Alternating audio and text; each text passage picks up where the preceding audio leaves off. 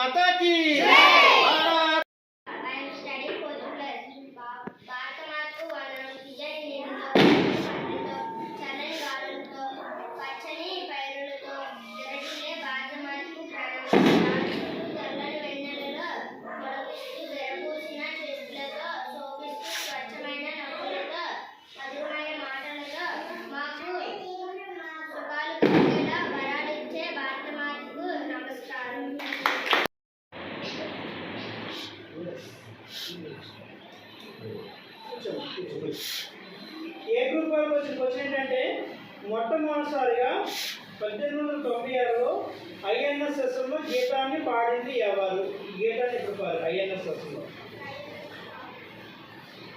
మొట్టమొదటిసారిగా 1896లో ఐఎన్ఎస్ఎస్లో గీతాన్ని పాడింది ఎవరు?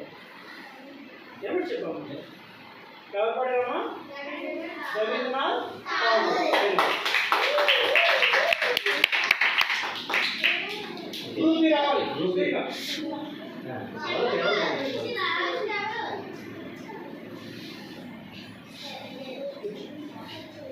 క్వశ్చన్ ఆన్సర్ డిస్కస్ చేసుకోండి.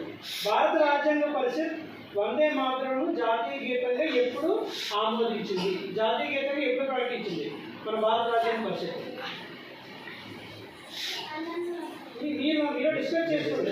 సంవత్సరం భారత రాజ్యాంగ పరిషత్ వందే మాతరం జాతీయ గీతాన్ని ఎప్పుడు ఆమోదం తెలిపారు? సంవత్సరం ఏ సంవత్సరంలో ఆమోదం తెలిపారు? జాతీయ గీతంగా ఎప్పుడు ఆమోదించారు? చెప్పండి. వెరీ గుడ్,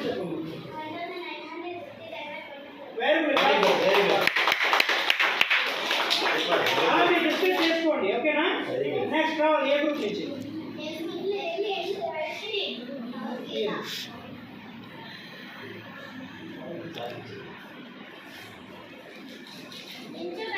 వందే మాతరం పాటను మొదట ఏ భాషలో స్వరపరిచింది? ఏ భాష మొట్టమొదటిసారిగా?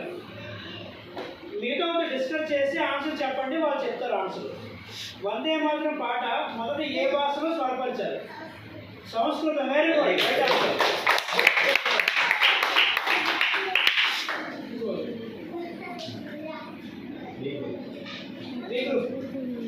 మా క్వశ్చన్ జాగ్రత్తగా వినండి.